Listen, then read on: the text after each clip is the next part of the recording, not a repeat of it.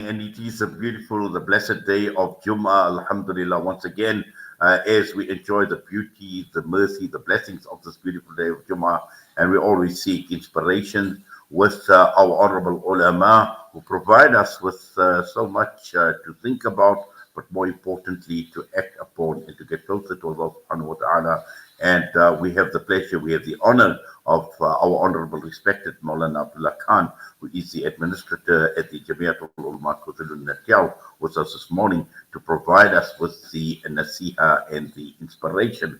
Maulana, assalamu alaikum wa rahmatullahi wa barakatuh. Jazakallah khairan as always for your time and welcome.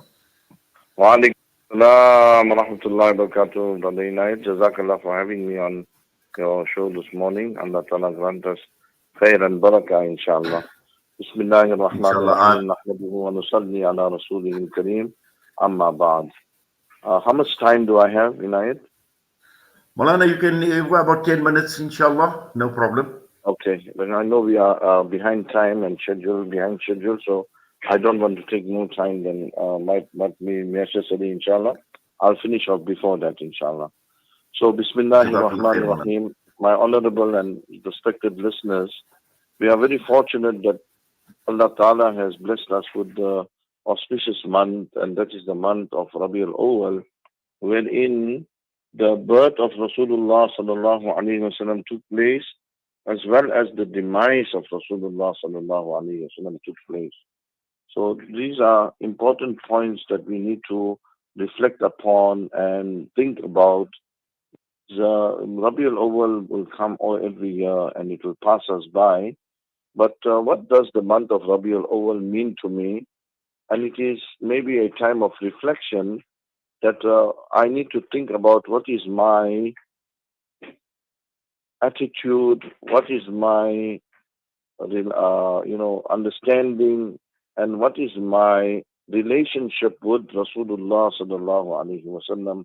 Maybe it is a time wherein we can reflect, ponder, and strengthen that practices of what Rasulullah sallallahu alaihi wasallam life practices were, and the sunnah that he used to practice upon.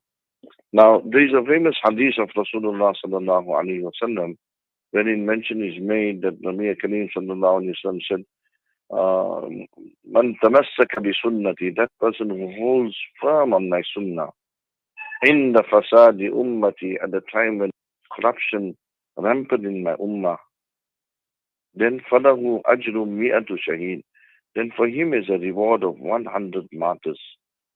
So this in itself tells us that we are living in a time of now corruption, you can see.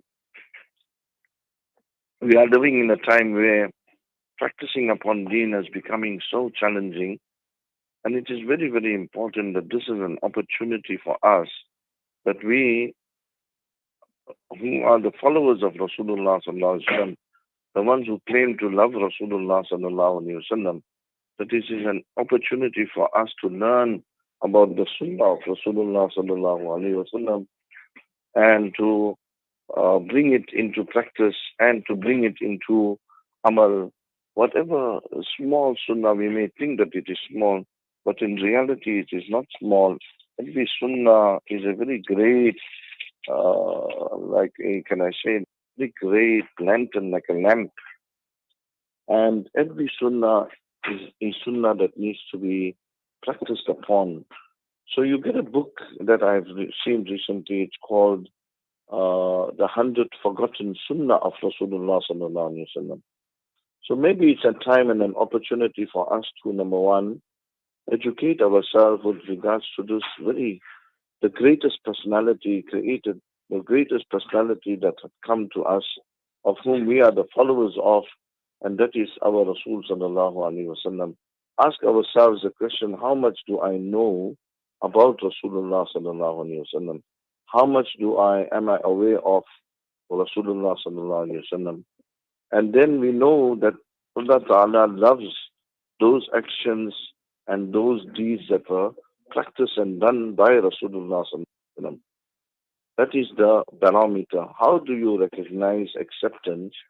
Is that when something is practiced or done in the methodology and in the pattern and in the way that was practiced upon by Rasulullah sallallahu alaihi wasallam, then that particular amal, it gains acceptance in the court of Allah subhanahu wa ta'ala.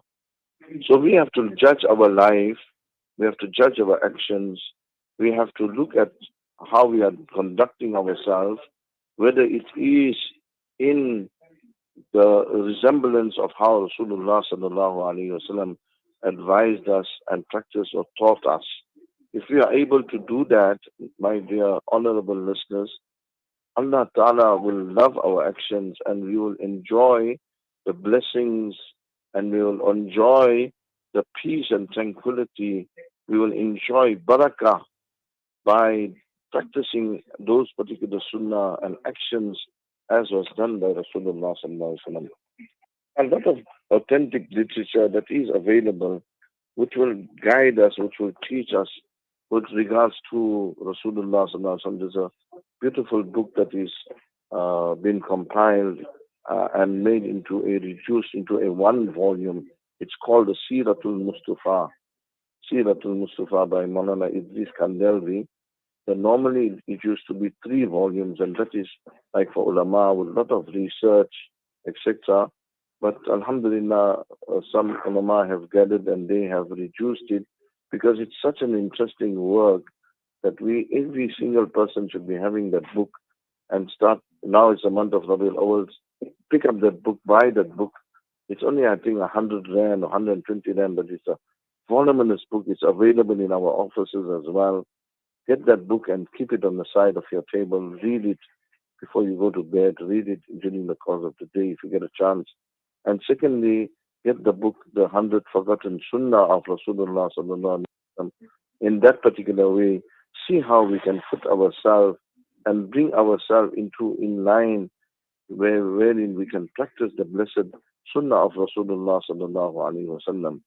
So we must also remember that Sunnah is not only restricted only to the acts of worship. We think that acts of worship we have to do it according to the Sunnah. But the Sunnah is very, very great and it is very comprehensive. It is not restricted only to acts of worship, but it covers every aspect and situation in our life. How our social conduct is, our moral conduct, how our business dealings are, how are we dressing, how we are conducting ourselves insofar as our relationship with our parents is concerned, with our children is concerned, with our extended family is concerned. How does a husband conduct himself with his wife? How the wife is supposed to be conducting herself? All these guidelines, can I say, an entire life of a person, there are guidelines for him from Rasulullah sallallahu alaihi wasallam. So we got to judge ourselves and see whether I am practicing what I am saying with regards to my love of Rasulullah sallallahu alaihi wasallam, and then we should draw an inspiration and guidance from the life of Rasulullah sallallahu alaihi wasallam, and in that particular way, every action of ours will become a form of ibadah.